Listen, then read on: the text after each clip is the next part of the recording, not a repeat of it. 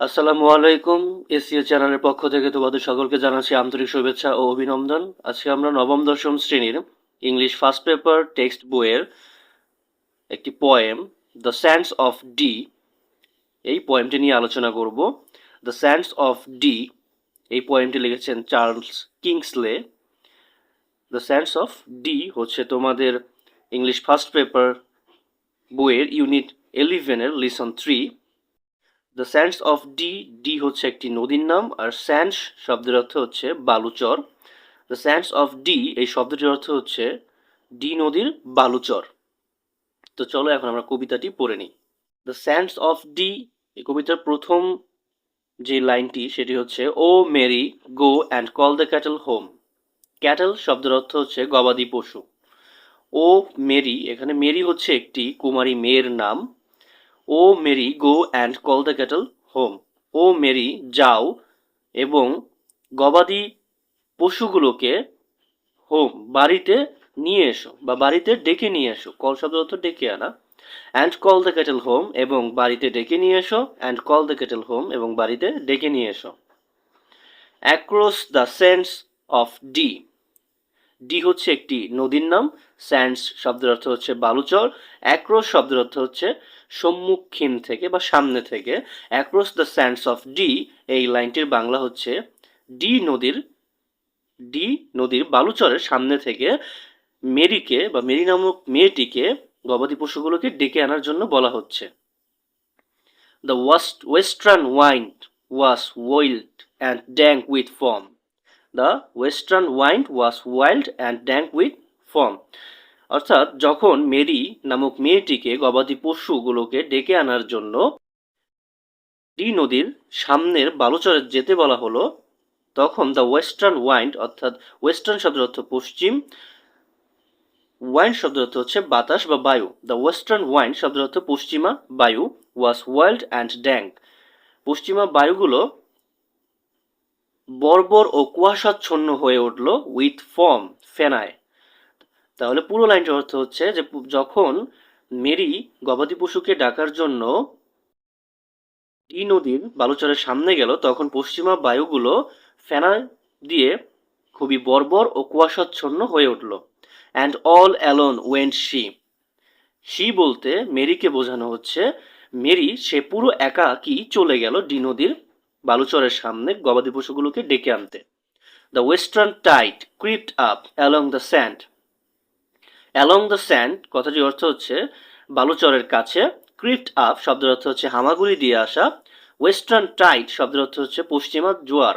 The western tide crept up along the sand, পুরো লাইনটির অর্থ হচ্ছে পশ্চিমা জোয়ারগুলো বালুচরের কাছে হামাগুড়ি দিয়ে আসছিল। অর্থাৎ যখন মেরি গবাদি পশুগুলোকে আনতে গেল, তখন পশ্চিমা জোয়ারগুলো বা পশ্চিমা জোয়ার অর্থাৎ ডি নদীর যে জোয়ার, সেই জোয়ারটা হামাগুড়ি দিয়ে বালুচরের কাছে আসতেছিল। অ্যান্ড ওভার দ্য স্যান্ড, এখানে ওভার, এখানে মূলত ওভার, ঠিক আছে, এটাকে হচ্ছে তোমার শর্ট করে দেওয়া হয়েছে অ্যাপোস্ট্রফি ব্যবহার করে। And over the sand and round the sand, বালুচরের উপর দিয়ে আসতেছিল এবং বালুচরের বালুগুলোকে বালুগুলোর চারপাশে ঘুরে ঘুরে আসছিল। সেই জোয়ারটা বা সেই বাতাসটা, পশ্চিমা জোয়ার বা পশ্চিমা বাতাসগুলো বালু চরের উপর দিয়ে আসছিল বয়ে বয়ে, এবং বালুগুলোকে ঘুরিয়ে ঘুরিয়ে আসছিল। অ্যাজ ফার অ্যাজ, যত দূর। অ্যাজ ফার অ্যাজ শব্দের অর্থ হচ্ছে যত দূর। আই কুড সি, যত দূর চোখ যায় ঠিক তত দূরই এগুলো দেখা যাচ্ছিল। দ্য রোলিং মাইস্ট, রোলিং মাইস্ট শব্দের অর্থ ঘূর্ণায়মান কুয়াশা। কেম ডাউন, নেমে আসলো। অ্যান্ড হাইড, এবং লুকিয়ে দিল, আড়াল করে দিল বা ঢেকে দিল দ্য ল্যান্ড, ভূমিটিকে। অর্থাৎ ডি নদীর যে বালুচর, সেই বালুচরটিকে পশ্চিমা বাতাস বা পশ্চিমা বাতাসের যে কুয়াশা, সেই কুয়াশাটা নেমে আসলো এবং পুরো ভূমিটাকে ঢেকে দিল। And never home came she, এবং মেরি আর কখনোই বাড়ি আসতে পারেনি। O it's weed, O it's weed, is it weed, প্রশ্ন করা হচ্ছে। ইজ ইট উইট, এটা কি কোনো আগাছা? অর ফিশ, নাকি কোনো মাছ? অর ফ্লোটিং হেয়ার, নাকি কোনো ভাসমান চুল? A tress of, a tress of শব্দের অর্থ হচ্ছে একগুচ্ছ। A trees of golden hair, পুরো লাইনটির অর্থ হচ্ছে একগুচ্ছ সোনালী চুল। A joint maid's hair, joint maid's শব্দের অর্থ হচ্ছে ডুবন্ত কুমারী, হেয়ার শব্দের অর্থ হচ্ছে চুল, joint maid's hair শব্দের অর্থ হচ্ছে কোনো কুমারী মেয়ের চুল। above the nets at sea, সাগরের জালের ওপর। তাহলে পুরোটা একটা প্রশ্ন। ও ইটস উইট, এটা কি কোনো আগাছা, নাকি কোনো মাছ, নাকি কোনো ভাসমান চুল, নাকি কোনো একগুচ্ছ সোনালী চুল? আর জয়েন্ট মেডস হেয়ার, নাকি কোনো কুমারী মেয়ের, ডুবন্ত কোনো কুমারী মেয়ের চুল। Above the nets at sea, সাগরের জালের ওপরে। অর্থাৎ জেলেরা যখন মাছ ধরতে গেছে তখন তারা ডুবন্ত কুমারী অর্থাৎ মেরিকে দেখে, মেরির চুলগুলো দেখে এই সমস্ত বিষয়গুলোকে কল্পনা করছে বা ধারণা করছে সাগরের জালে। ওয়াজ নেভার সেলমন, এটা কখনোই সেলমন হতে পারে না, সেলমন হচ্ছে একটা মাছ। ওয়াজ নেভার সেলমন, জেলেরা বলছে যে এটা কখনোই সেলমন হতে পারে না। ইয়েট, তবুও দ্যাট শোম সো ফেয়ার, এটা এত স্পষ্টভাবে চকচক করছে। Among the stakes of Dee, D নদীর বাঁধের মধ্যে কখনো স্যামন মাছ এত চকচক করে না।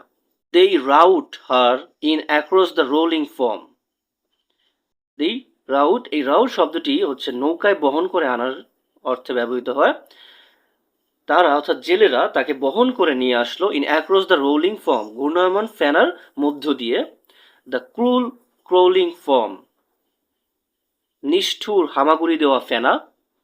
দ্য ক্রুল হাংরি ফর্ম, নিষ্ঠুর ক্ষুধার্ত ফেনা। To her grave beside the sea, to her grave beside the sea, এখানে গ্রেভ অর্থ তাকে সলিল সমাধি দেওয়া হলো, তাকে নদীর তীরবর্তী স্থানে সলিল সমাধি অর্থাৎ পানি সমাধি দেওয়া হলো।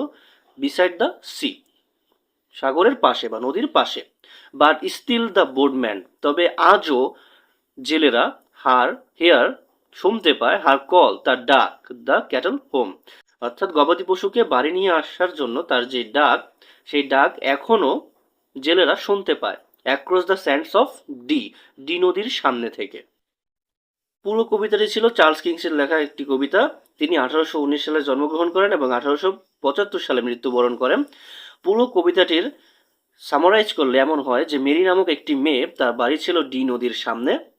একদিন তাকে ডি নদীর বালুচরের সামনে থেকে গবাদি পশুগুলোকে ডেকে নিয়ে আসার জন্য পাঠানো হয়েছিল এবং তখনই ডি নদীরই বাতাস খুব ভয়ানক হয়ে উঠেছিল এবং ডি নদীতে একটা ঝড় এসেছিল এবং সেই ঝড়ে মেরিকে ভাসিয়ে নিয়ে গিয়েছিল এবং পরবর্তীতে জেলেরা তাকে দেখতে পেয়েছিল এবং তাকে ডুবন্ত সেই মেরিকে তারা বা মৃত সেই মেরিকে তারা সেখান থেকে উদ্ধার করে নদীর তীরে নিয়ে আসলো এবং সেখানে তাকে সমাধি দেওয়া হলো এবং আজও জেলেরা তাকে বা তার ডাক শুনতে পায় যে সে তার গবাদি পশুগুলোকে ডাকছে ডি নদীর সামনে থেকে। আশা করি তোমরা কবিতাটি ভালোই বুঝতে পেরেছো। পরবর্তী তোমাদের যে কবিতাগুলো রয়েছে সেই কবিতাগুলো ভালোভাবে বুঝতে আমাদের চ্যানেলের সাথেই থাকো। Hey there.